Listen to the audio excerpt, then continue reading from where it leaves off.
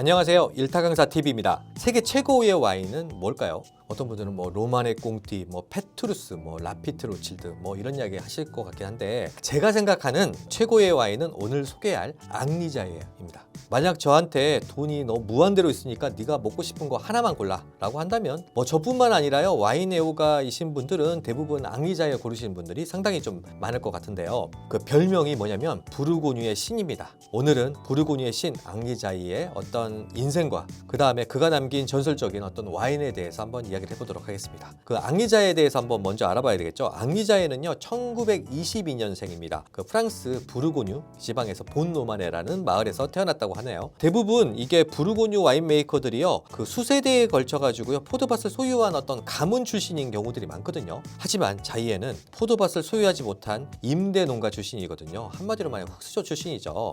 젊은 시절에요 가족이 이제 메우카묘제 굉장히 유명한 와인 메이커인데 가문에 어떤 포도밭을 임대해 가지고 경작을 했다고 그러고요. 와인 양조도 직접 하지 않고 그냥 단순히 이제 포도를 키워 가지고 그냥 파는 정도를 했다고 해요. 근데 이제 앙리자예는요 자기가 와인 생산을 해야겠다라는 어떤 큰 꿈을 가지고 있어 가지고요 그 디종 대학에서 농학부에서 양조 학과랑 그다음에 포도 재배학을 전공을 했다고 하더라고요. 그 당시에요 이게 부르고뉴 지방에서요 이 정도로 대학 교육을 받는 와인 메이커는 굉장히 좀 드물었다고 하니까 어떻게 보면 앙리자예는 이론과 실무를 둘 다 갖춘 어떻게 보면 선구자 같은 그런 역할을 했겠죠. 학업을 마친 다음에요 가족과 함께 이제 경작하던 밭이죠. 메우카묘제가 가지고 있었던 프로파랑투라는 그런 밭에 주목하게 됩니다. 이 밭은요 원래 그냥 척박하고요 경작도 굉장히 어려워서 어떻게 보면 방치되어 있었는데 앙리자예가 딱 보기에는 여기서 굉장히 좋은 와인이 나올 것 같다 이렇게 판단을 했다고 그러더라고요. 1945년 2차 대전이 끝난 직후부터요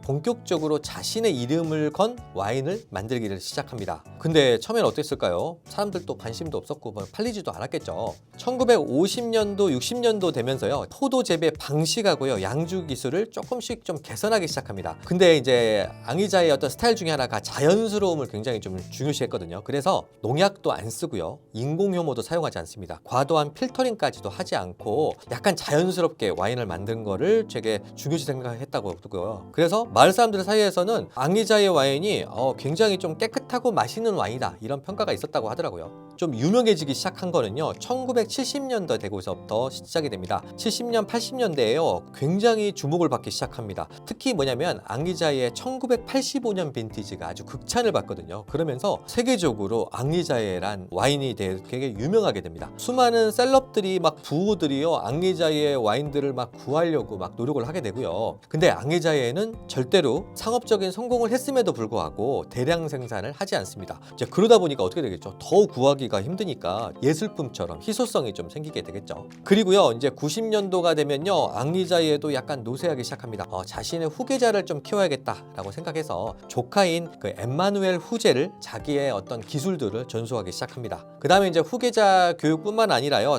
메우카메제하고도 많이 협업을 하고요 그 외에 다른 와인 메이커들하고 굉장히 많이 협업을 해서요 현재 부르고뉴 와인 메이커들이 앙리자예의 영향을 굉장히 많이 받았다고 하더라고요. 그리고 1996년에 공식적으로 은퇴를 했지만 2001년까지도 약간 소량의 와인을 만들었다고 하고요. 그리고 2006년에 아쉽게도 84세의 나이로 생을 마감하게 됩니다. 앙리자예의 성공에는요 그 메우카묘제 가문하고 인연이 굉장히 좀 큰데요. 메우카묘제는 부르고뉴에서 굉장히 오랜 명문 가문이거든요. 그래서 많은 포도밭을 소유하고 있었고, 근데 메우카묘제는 사실은 와인을 잘 만드는 것보다는 그냥 땅을 많이 굉장히 부자니까요 그냥 와인 임대를 통해 가지고 좀 수익을 얻는 방식을 했었는데 앙리자예의 영향을 많이 받아서 직접 양조도 하게 되고 앙리자예를 통해 가지고 양조 기술을 많이 배우게 됩니다. 그래서 현재 그 메우카묘제 와인이 굉장히 앙리자예의 스타일로 만드는 와인이고요. 현재 이제 앙리자예의 진정한 후계자가 누구냐라고 한다면은 제가 생각했을 때는 엠마누엘제는 완전히 물려받았으니까 그렇고요. 그 다음에 메우카묘제 정도가 앙리자예 스타일이다라고 볼 수 있겠고요. 앙리자예의 독특한 좀 양조 방식 중에 하나가요. 이게 줄기를 제거하는 방식인데 이게 디스테밍이라고 하거든요. 이게 장점이 뭐냐면 순수한 어떤 과일의 어떤 향이라든지 풍미가 나고요. 굉장히 좀 부드럽고 좀 실키한 어떤 그런 느낌의 탄닌을 좀 구현하는 특징이고요. 그 다음에 이제 막 마셔도 굉장히 좀 즐기기가 좋은 어렵지 않은 와인 스타일을 제공하는 게 장점이 되겠습니다.